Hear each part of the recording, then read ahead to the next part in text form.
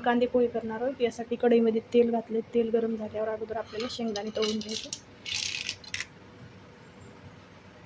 आता शेंगदाणे आपण चांगले तळून घेतलेले आहेत. आता या एका झाकणामध्ये आपल्याला काढून घ्यायचे किंवा एखाद्या प्लेटमध्ये काढून घ्यायचे अशा प्रकारे, आणि गॅस कमी करून घ्यायचा.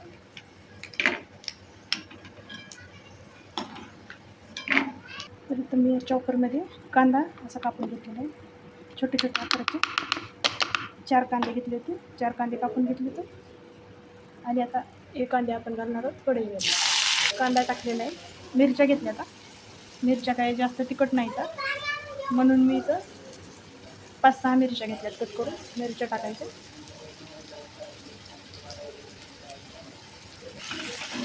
आता याला चांगलं आपल्याला भाजून घ्यायचं, कांद्याला मिरचीला. आणि कांदा मिरची भाजत असताना आपल्याला जिरे नंतर घालायचे. सुरुवातीला तेलात गरम घातले की जिरे जळतात. तर मी इथं थोडे जिरे घेतले. तर आता जिरे टाकायचे. जिरे पण कांद्यासोबत आणि मिरचीसोबत चांगले असे भाजून घेतात. इथं आपण एका कढईमध्ये पोहे अगोदरच धुवून घेतलेले आहेत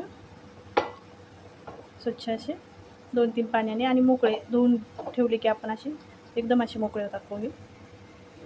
फोडणी घालण्याच्या अगोदरच आपण इथं पोहे धुवून ठेवलेले होते. तर इथं मीठ घेतले मी. हे मीठ लावायचं आपल्याला असं पोह्याला.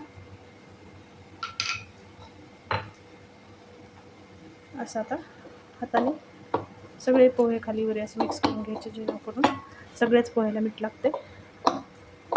अशा हाताने मिक्स करायचे.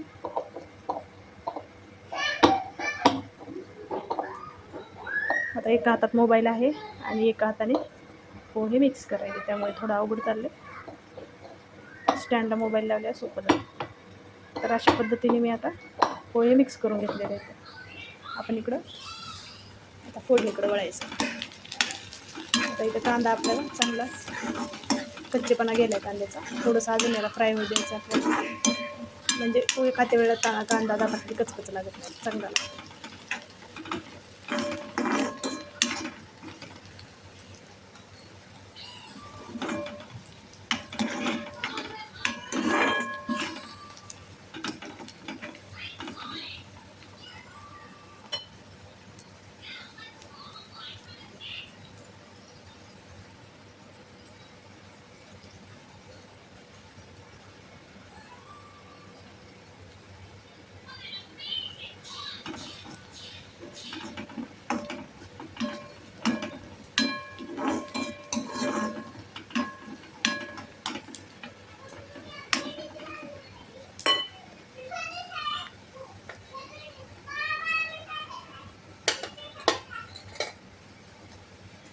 आता थोडं लाल तिखट घालायचं, हळद टाकायची, आता कोथिंबीर चिरलेली टाकायची. याला आता चांगलं मिक्स करून घेऊ.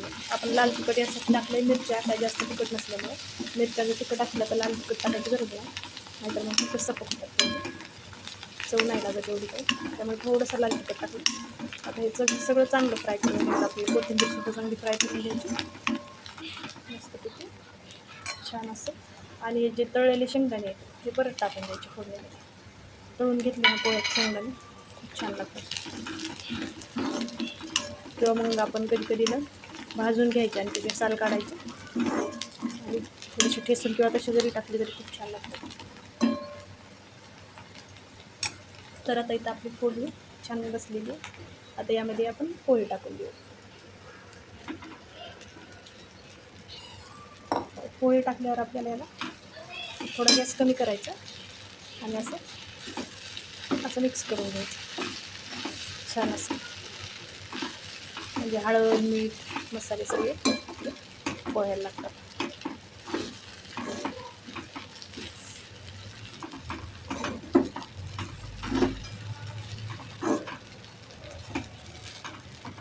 तर अशा प्रकारे आपण इथं पोहे मिक्स करून घेतले. आता 2-3 मिनटासाठी असं ताट झाकायचं आणि याची वाफ मधल्यामध्येच तळायची. पोहे आपली तयार झालेली इथं. अशा प्रकारे इथं आपण आज कांद्या पोहेची रेसिपी पाहिलेली. भरपूर कांदा वापरला की त्याला कांदे पोहे म्हणतात. खूप सारा कांदा टाकून आणि पोहे छान पण टाकतात कांदा जास्त वापरून केल्यावर. तर आता सुरुवात आहे आपल्याला पोहे टेस्ट करण्याची.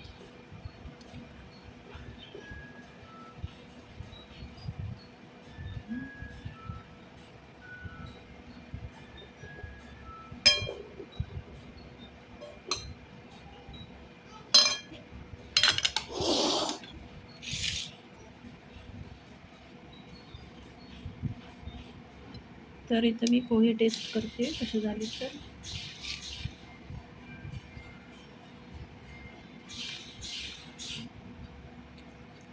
पोहे खूप टेस्टी झाले. तो मीठ बरोबर आहे, मिरची.